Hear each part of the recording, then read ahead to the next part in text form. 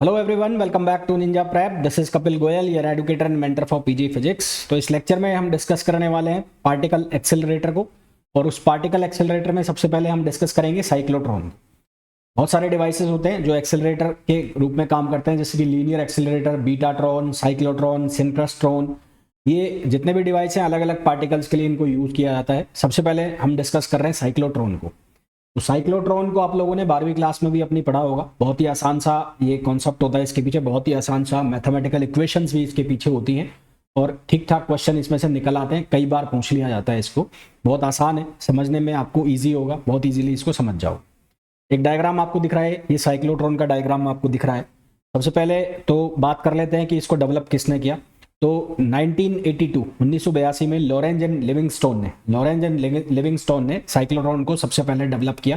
Purpose क्या था? Purpose था कि जो पार्टिकल्स है उनको बहुत अधिक वेलोसिटी के साथ एक्सेलरेट करना है। जो पार्टिकल्स है उनको हाई वेलोसिटी पे एक्सेलरेट करना है बिना ज़्यादा वोल्टेज का यूज किए हुए। तो इस पर्पस के लिए लॉरेंज और लिविंगस्टोन ने इसको डेवलप किया 1982 में।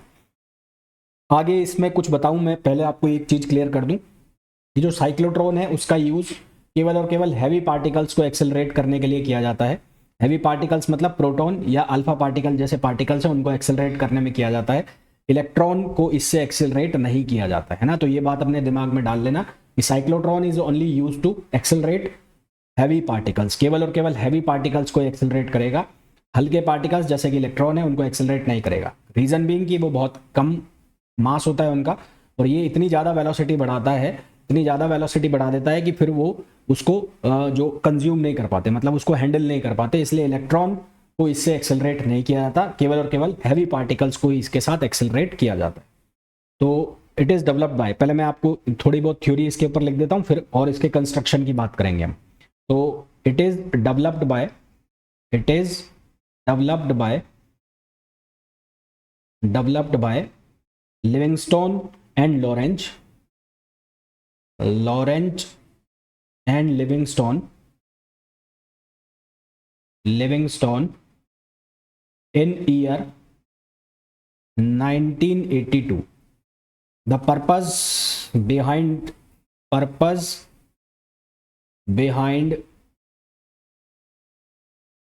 cyclotron is to provide high velocity to particles without high velocity to particles without much use of high voltage,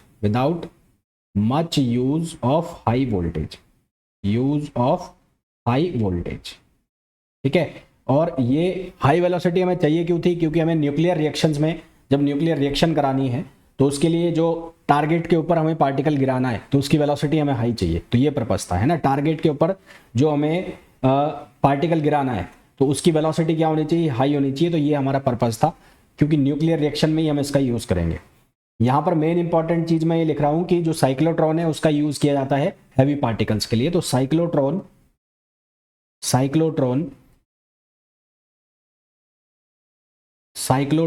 is used for heavy particles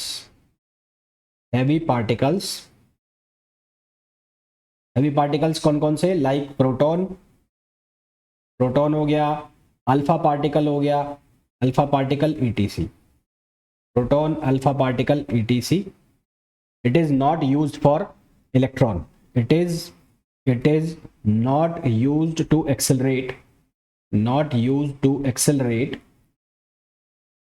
accelerate electron.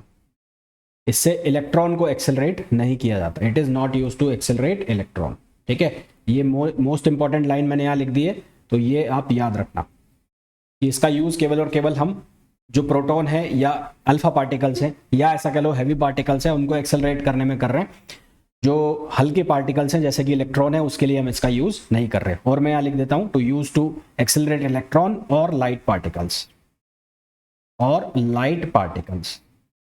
ठीक है, अब कंस्ट्रक्शन की अगर हम बात करें तो कंस्ट्रक्शन में आप देखोगे तो इसमें ये डी शेप दिख रही है आपको, यहाँ पर ये डी शेप दिख रही है ना, जहाँ यहाँ लिखा भी हुआ है डीज। तो यहाँ पर डी शेप के दो होलो कंडक्टर होते हैं, होलो का मतलब है अंदर से खोखले होते हैं, तो ये डी शेप के होते हैं। तो डी शेप के होलो कंडक्टर होते हैं जिनको एक इवैक्यूएटेड वैक्यूम चैम्बर में रखा जाता है। इवैक्यूएटेड वैक्यूम चैम्बर में मतलब ये डी शेप के होलो शेप के इस तरह से, और इनको भी एक चैम्बर में बंद किया हुआ है जैसा कि यहाँ पर आपको दिख रहा है। तो ये चैम्बर है, ये चैम्बर के अंदर ये डी शेप के वो रखे हुए हैं कंडक्टर, होलो कंडक्टर हैं, और इन दोनों को कनेक्ट कर दिया जाता है एक हाई फ्रिक्वेंसी ऑसिलेटर से। तो हाई फ्रिक्वेंसी ऑसिलेटर से इस तरह से कनेक्ट होते हैं। तो यहाँ पर एक हाई फ्रिक्वेंसी ऑसिलेटर लगा दिया जाता है। ये हाई फ्रिक्वेंसी ऑसिलेटर से जब ये कनेक्ट हो जाते हैं तो दोनों डीज किसकी तरह काम करते हैं, इलेक्ट्रोड की तरह काम करते हैं। ये ऑसिलेटर है तो उससे क्या होगा, जो इसकी वोल्टेज है वो लगातार चेंज होगी, पोलैरिटी लगातार चेंज होगी, यानी कि जो प्लेट पहले प्लस रहेगी वो बाद में माइनस हो जाएगी सेकंड हाफ साइकिल में, और जो सेकंड हाफ साइकिल में उसके बाद वापस से हाफ चेंज होगा तो जो माइनस था वो किस में हो जाएगा, प्लस में हो जाएगा। ठीक है, तो ये इसके कंस्ट्रक्शन में होता है। जो आयन सोर्स होता है जहां से आयन निकलेगा, यानी कि जो हैवी पार्टिकल आएगा उसको कहाँ रखा जाता है, दोनों डीज के बीच में रखा जाता है। मैग्नेटिक फील्ड जनरेट करने के लिए ये जो इवैक्यूएटेड चैम्बर है इसके दोनों ऊपर नीचे क्या दिख रही है, यहाँ पर आपको मैग्नेट दिख रही है, तो मैग्नेट रख दी जाती है जिससे कि परपेंडिकुलर डायरेक्शन में, बेस के परपेंडिकुलर डायरेक्शन में क्या जनरेट होता है, मैग्नेटिक फील्ड जनरेट होता है। पार्टिकल जब एक्सेलरेट हो जाता है तो उसको निकालने के लिए यहाँ पर एक डिफ्लेक्टर लगा दिया जाता है। तो यहाँ पर एक डिफ्लेक्टर लगा हुआ है, उस डिफ्लेक्टर की हेल्प से पार्टिकल को डिफ्लेक्ट करके और टारगेट के ऊपर सीधा गिरा दिया जाता है। तो ये इसका कंस्ट्रक्शन होता है। ठीक है, तो वो कंस्ट्रक्शन भी मैं लिख देता हूँ। तो कंस्ट्रक्शन में क्या होता है, इसके में कंस्ट्रक्शन में क्या होगा, in cyclotron two D shape hollow conductor is used because of their shape,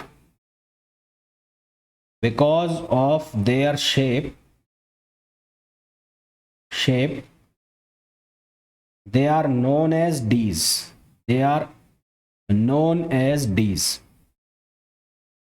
उनको क्या नाम दिया जाता है, Ds नाम दिया जाता है। ठीक है, they are known as Ds. These Ds are placed in a evacuated vacuum chamber, इसको इनको कहाँ रखा जाता है, इवैक्यूएटेड वैक्यूम चैम्बर में रखा जाता है। To generate electric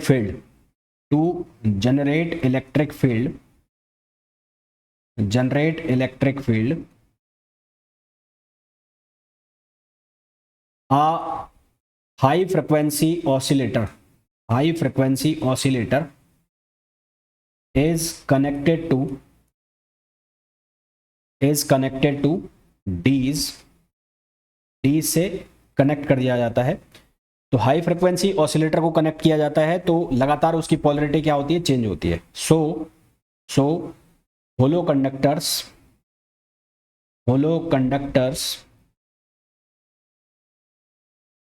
start working as जो होलो कंडक्टर है वो किसकी तरह काम करना स्टार्ट कर देते हैं, इलेक्ट्रोड की तरह काम करना स्टार्ट कर देते हैं। स्टार्ट वर्किंग एज इलेक्ट्रोड, तो ये किसकी तरह काम करना स्टार्ट करते हैं, इलेक्ट्रोड की तरह काम करना स्टार्ट कर देते हैं। फिर दो मैग्नेट का यूज किया जाता है इस इवैक्यूएटेड चैम्बर जिसके अंदर डीज रखे हुए हैं, इसके ऊपर नीचे मैग्नेट यूज की जाती है जिसकी वजह से क्या डेवलप होता है, मैग्नेटिक फील्ड जनरेट होता है। तो to generate magnetic field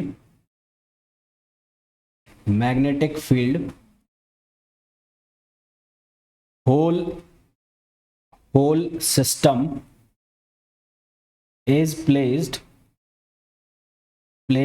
between two magnets, दो मैग्नेट्स के बीच में इसको क्या कर दिया जाता है, रख दिया जाता है। ठीक है, ये इसका कंस्ट्रक्शन हो गया। बहुत हार्ड और बहुत ही टेक्निकल लैंग्वेज मैंने यूज़ नहीं की, बहुत सिंपल सी लैंग्वेज यूज़ की जिसके आप यूज टू हो और इसको आसानी से आप अपनी भाषा में भी लिख सकते हो। उसके बाद इसकी वर्किंग की बात कर लेते हैं। तो वर्किंग में क्या होगा, वर्किंग में सबसे पहले जो आयन सोर्स है वो कहाँ होता है, वो दोनों डीज के बीच में होता है। तो ion source, the ion source is in between dees, in between dees. ठीक है, तब होता क्या है देखो, जैसे एक डी ये बना हुआ है, एक डी ये बना हुआ है, और एक डी ये बना हुआ है, एक डी ये बना हुआ है। अब लेट सपोज आयन सोर्स यहां पर है, यहां पर, तो ये कनेक्टेड है किससे, ये कनेक्टेड है ये ऑसिलेटर से, हाई फ्रिक्वेंसी ऑसिलेटर है ये है। मान लो कि इस पर पहले प्लस आ गया और इस पर माइनस आ गया, तो इनिशियल जो पार्टिकल को एक्सेलरेट करेगा वो कौन करेगा, इलेक्ट्रिक फील्ड करेगा। तो ये मान लेते हैं कि इस पर चार्ज Q है, तो इलेक्ट्रिक फील्ड क्या करेगा, इलेक्ट्रिक फोर्स लगाएगा, क्योंकि वो इलेक्ट्रिक फील्ड जनरेट कर देगा। तो इस पर फोर्स लगेगा, इस तरफ फोर्स लगेगा, तो ये पार्टिकल इस तरफ जाएगा, QE फोर्स के साथ इधर जाएगा। अब क्योंकि ये कंडक्टर होलो है, होलो कंडक्टर है, तो होलो कंडक्टर के अंदर क्या होगा, इलेक्ट्रिक फील्ड जीरो हो जाएगा। होलो कंडक्टर के अंदर इलेक्ट्रिक फील्ड जीरो है, तो इनके अंदर इलेक्ट्रिक फील्ड जीरो है, तो इनको क्या मिलेगा, मैग्नेटिक फील्ड मिलेगा परपेंडिकुलर डायरेक्शन में। जैसे ये चार्ज पार्टिकल इसके अंदर एंटर करेगा, तो इसको अंदर परपेंडिकुलर डायरेक्शन में मैग्नेटिक फील्ड मिलेगा। तो यहाँ पर ये मैग्नेटिक फील्ड है, ये क्रॉस का मतलब है कि परपेंडिकुलर मैग्नेटिक फील्ड बन रहा है। तो जैसे ये इसके अंदर जाएगा, यहाँ पर इलेक्ट्रिक फील्ड जीरो हो गया, तो इसको परपेंडिकुलर मैग्नेटिक फील्ड मिला। परपेंडिकुलर मैग्नेटिक फील्ड मिला, तो एक बात ध्यान रखना, जैसे ही जो चार्ज पार्टिकल है वो मैग्नेटिक फील्ड के परपेंडिकुलर आता है, तो उस पर एक फोर्स लग जाता है। आप जानते हैं F=QAB। और जब भी चार्ज पार्टिकल और मैग्नेटिक फील्ड एक दूसरे के परपेंडिकुलर हो, यानी कि वेलोसिटी और मैग्नेटिक फील्ड एक दूसरे के परपेंडिकुलर हो, तो जो चार्ज पार्टिकल एक सर्किल में घूम जाता है। तो अब ये चार्ज पार्टिकल किस में घूमेगा, एक सर्किल में घूमेगा। यहाँ आते ही ये किस में घूमेगा, एक सर्किल में घूमेगा ऐसे, और बाहर निकलेगा। तो यहाँ ये बाहर निकल गया, यहाँ ये बाहर निकल गया, तो अब ये ऑसिलेटर लग रहा है, ऑसिलेटर लग रहा है, तो क्या होगा, पहले हाफ में इसकी जो फ्रिक्वेंसी है वो ऐसे होगी, ये फर्स्ट हाफ हो गया। तो फर्स्ट हाफ में क्या होगा, ये प्लस का है और ये माइनस का है। अब इसकी पोलरिटी चेंज होगी, पोलरिटी चेंज होने का मतलब है कि अब ये माइनस का हो जाएगा और ये प्लस का हो जाएगा। ये माइनस का होगा, ये प्लस का होगा, तो वापस से इसको क्या मिलेगा, इलेक्ट्रिक फील्ड मिल जाएगा। तो वापस से इलेक्ट्रिक फील्ड मिलेगा इस डायरेक्शन में। तो अब ये वापस से किस डायरेक्शन में भागेगा, इस इधर जाएगा, इधर भागेगा, तो वापस से यहाँ पर मैग्नेटिक फील्ड मिल गया, क्योंकि अंदर जाते ही इलेक्ट्रिक फील्ड हो गया जीरो। इलेक्ट्रिक फील्ड जीरो हो गया, तो ये वापस से किस में घूमेगा, सर्किल में घूमेगा।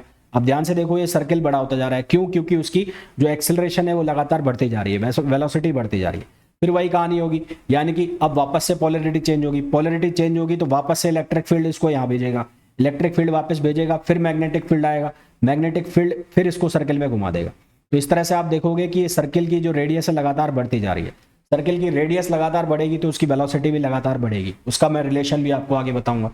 तो वेलोसिटी लगातार बढ़ती जाएगी, और जब एक सफिशिएंट वेलोसिटी, एक सफिशिएंट एक्सेलरेशन जो हमें चाहिए वो मिल जाएगा, तो हमने यहाँ पर ही क्या लगाया हुआ है, डिवाइस के अंदर एक पार्टिकल डिफ्लेक्टर लगाया हुआ है, उससे डिफ्लेक्ट करके सीधा का सीधा हम किसके ऊपर गिरा देंगे, टारगेट के ऊपर गिरा देंगे। जो हमें चाहिए कि जहां हमें बॉम्बार्डमेंट करानी है वहां पर हम उसको गिरा देंगे। तो इस तरह से काम करता है। तो आई होप जितना भी मैंने बताया है वो समझ में आ गया होगा। तो the ion source is placed between, is in between dees initially particle is accelerated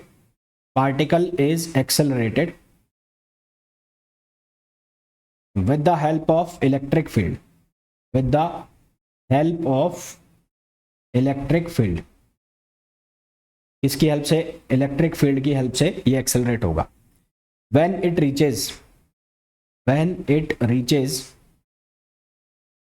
into a D, electric field becomes zero. Into a D, it founds perpendicular magnetic field,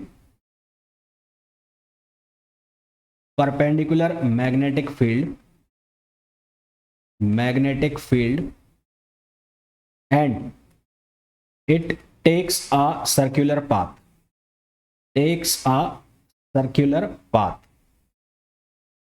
ठीक है।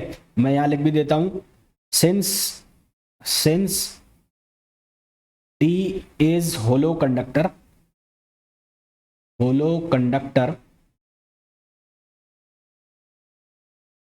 electric field inside D is zero,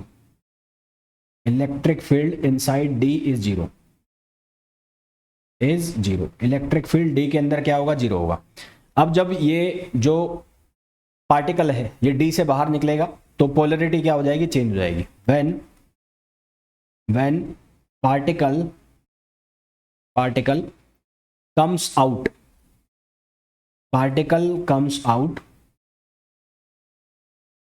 out, from D, polarity of oscillator changes,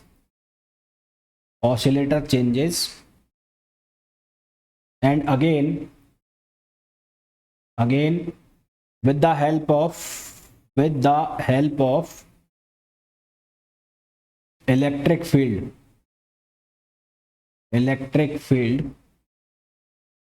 particle get accelerate and reaches to another d with high velocity,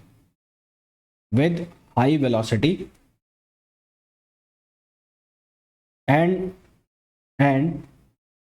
the same process repeats itself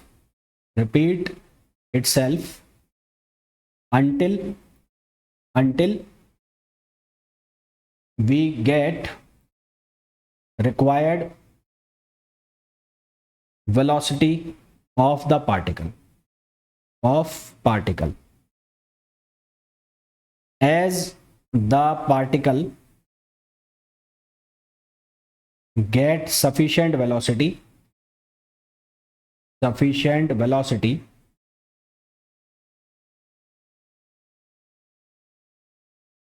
it is bombardment, it is deflected with the help of particle deflector with the help of particle deflector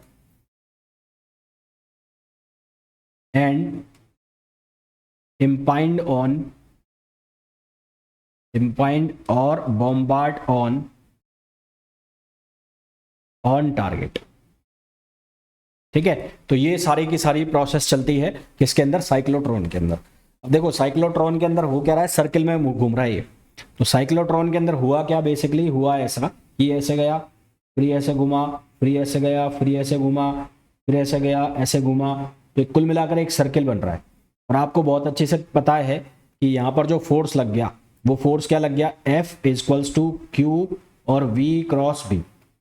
since V and B are perpendicular, V perpendicular to B है, तो F बराबर क्या हो जाएगा, QVB। अब ये circle में घूम रहा है तो सर्किल पे एक लगेगा सेंट्रीपिटल फोर्स, तो ये किसके बराबर हो जाएगा, सेंट्रीपिटल फोर्स के बराबर। तो सेंट्रीपिटल फोर्स के बराबर हो गया, तो यहाँ से R यानी कि रेडियस क्या आ गया, mv/qb। तो मैंने आपको कहा था जैसे जैसे रेडियस बढ़ेगी वैसे वैसे वेलोसिटी बढ़ती जाएगी, तो R is directly proportional to v। जैसे जैसे रेडियस बढ़ रही है वैसे वैसे क्या बढ़ती जाएगी, वेलोसिटी बढ़ती जाएगी, ये मैंने पहले भी आपको बताया। तो यहाँ से हमारे पास रिलेशन आ गया R इक्वल्स टू mv/qb, या आप इसको लिख सकते हो v इक्वल्स टू qbr/m, और you can write v equals to qbr/m, आप इसको ऐसे भी लिख सकते हो। तो हमारे पास ये वेलोसिटी का रिलेशन बन गया, और किसका रिलेशन बन गया, ये r का रिलेशन बन गया। अब since v equals to omega r होता है तो यहाँ से हम ओमेगा की वैल्यू भी निकाल सकते हैं। तो since v equals to omega r, तो ओमेगा की वैल्यू क्या हो जाएगी, v/r। तो यहाँ v/r रखोगे तो यहाँ से क्या बन जाएगा, qb/m। यहाँ से क्या बन जाएगा हमारे पास, qb/m। तो ये क्या आ गई, ये इसकी एंगुलर फ्रिक्वेंसी आ गई। अगर टाइम पीरियड निकालना है तो सिंस ओमेगा इक्वल्स टू क्या होता है, ओमेगा होता है 2π/t। तो यहाँ अगर मैं वैल्यू रख दूं तो t की वैल्यू कितनी आ जाएगी, t की वैल्यू आ जाएगी 2πm/qb। t की वैल्यू कितनी आ जाएगी, 2πm/qb। और फ्रिक्वेंसी जो है वो इसके रेसिप्रोकल होती है, तो फ्रिक्वेंसी अगर आप लिखना चाहो तो वो हो जाएगी qb/2πm। देखो बहुत सिंपल तरीके से मैं सॉल्व कर रहा हूँ, बहुत ही सिंपल तरीके से मैं फॉर्मूला निकाल रहा हूँ, ऐसा कोई इसमें रॉकेट साइंस वाली चीज में नहीं लगा रहा हूँ। अब अगर इसकी मोमेंटम है लिखनी हो मोमेंटम, तो मोमेंटम ऑफ आयन अगर आपको लिखना हो तो मोमेंटम कैसे लिखोगे? तो मोमेंटम जो है, मोमेंटम किसके बराबर होता है? P equals to M V. V की वैल्यू आपने लिखी, वी की वैल्यू आपने कितनी लिखी? Q B R upon M. तो ये वाली वैल्यू डाल दो यहाँ से, तो एम, और ये डाल दो Q B R upon M, तो एम से एम कट गया। तो जो लीनियर मोमेंटम है P, वो किसके बराबर आ गया? वो आ गया क्यू बी आर के। लीनियर मोमेंटम किसके बराबर आ गया? Q B R. Time period हम निकाल चुके हैं 2 pi M upon B, frequency हम निकाल चुके हैं। अब यदि काइनेटिक एनर्जी निकालनी है तो काइनेटिक एनर्जी किसके बराबर होगी? काइनेटिक एनर्जी बराबर होती है हाफ एम वी स्क्वायर। तो काइनेटिक एनर्जी ऑफ पार्टिकल अगर आपको निकालना है तो काइनेटिक एनर्जी ऑफ पार्टिकल, तो काइनेटिक एनर्जी ऑफ पार्टिकल को हम लिखेंगे K E equals to half m v square. आप इसको ऐसा भी लिख सकते हैं पी स्क्वायर अपॉन 2m। तो यहाँ से p की वैल्यू डाल दो। काइनेटिक एनर्जी मैक्सिमम लिखनी है, तो मैक्सिमम काइनेटिक एनर्जी कब होगी? जब जो रेडियस है वो किसके बराबर हो जाए? मैक्सिमम रेडियस अटेन कर ले, यानी कि when r is equals to r, तो v चेंज हो जाएगा किसमें? v मैक्स में। तो v चेंज हो जाएगा v मैक्स में, तो यहाँ से जो काइनेटिक एनर्जी जिसको हम t लिखेंगे वो बन जाएगा half m v max square. क्या बन जाएगा? Half m v max square. और v मैक्स जो है वो किसके बराबर हो जाएगा? v मैक्स वो बराबर हो जाएगा किसके? Q B r over m. और ये वैल्यू अगर हम डाल देते हैं यहाँ पर तो हमारे पास क्या बनेगा? तो काइनेटिक एनर्जी जो बन जाएगी वो बन जाएगी हाफ एम, इसका स्क्वायर कर दो तो ये हो जाएगा q square b square r square over m square.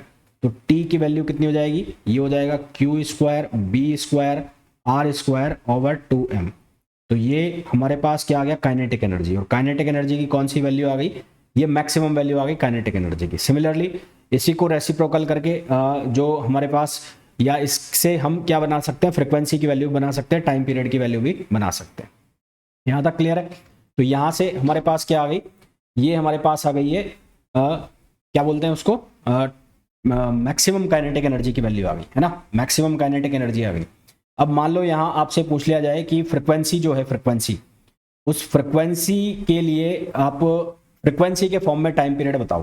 तो फ्रिक्वेंसी के फॉर्म में टाइम पीरियड बताना है तो कैसे बताएंगे? Since f equals to, f कितना है? वो होगा 2 pi M upon q b. तो ये हो जाएगा किसके बराबर? Q b upon 2 pi m. भाई फ्रिक्वेंसी की जो वैल्यू है वो किसके बराबर होगी? Q b upon 2 pi M.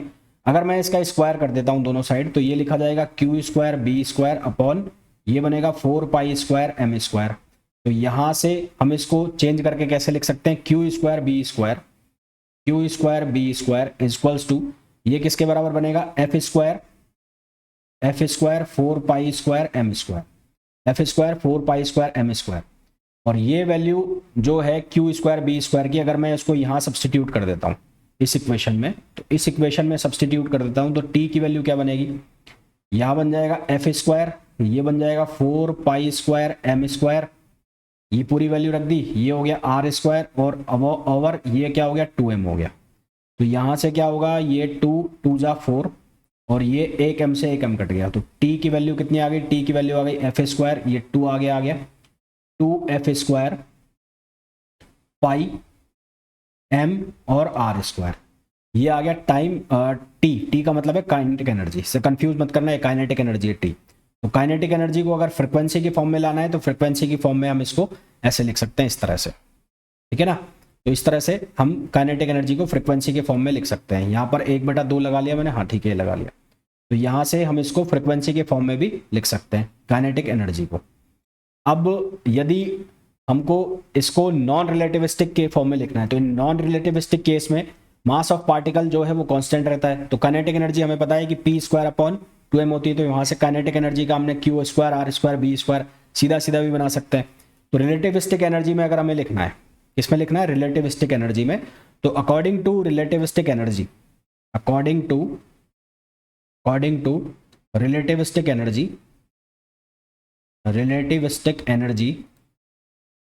तो रिलेटिविस्टिक एनर्जी के अकॉर्डिंग हमारे पास फॉर्मूला होता है E square equals to P square C square plus am not square C power 4, ये बना। तो यहाँ से ई स्क्वायर, पी स्क्वायर की वैल्यू हमारे पास ऑलरेडी है, क्या है? क्यू आर बी है। तो इसका स्क्वायर कर दो तो q square r square b square, ये हो गया सी स्क्वायर।